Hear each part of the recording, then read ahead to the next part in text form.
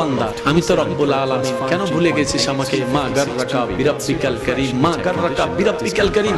যারা 2 মিনিট ভালোবাসে তাদের জন্য তুই কলিজা কাইটা দেস, আর আমি যে 24 ঘন্টা তোরে ভালোবাসি, যত্ন নিই, আমার কথা কি তোর একবারও মনে পড়ে না রে বান্দা?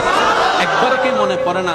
এই তুই ভুলে যাবি ব্যস্ততার ভিতরে, সেজন্য আমি সিস্টেম করে দিয়েছি অন্তত 5 ওয়াক্তে 5 বার মুয়াজ্জিনে যেন আজান দেয়। এই আজান শুনে যেন আমার কথাটা তুই একবার মনে হয়। সেই মুয়াজ্জিনে যদি ডাইরেক্ট হাইয়া আলাস সালাহ বলতো, তোর মনে হয়তো কোনো ঘাবড়াহট আসতো না, আকর্ষণ লাগতো না, তুই ভুলে যেতে পারোস আমার নাম। তুই যেন জাহান্নামে না যাস, সেজন্য আমি আল্লাহু আকবার দিয়ে আজান শুরু করেছি, যেন তুই বুঝতে পারস মুয়াজ্জিন আমার পক্ষ থেকে তোকে ডাকতেছে। সুবহানাল্লাহ।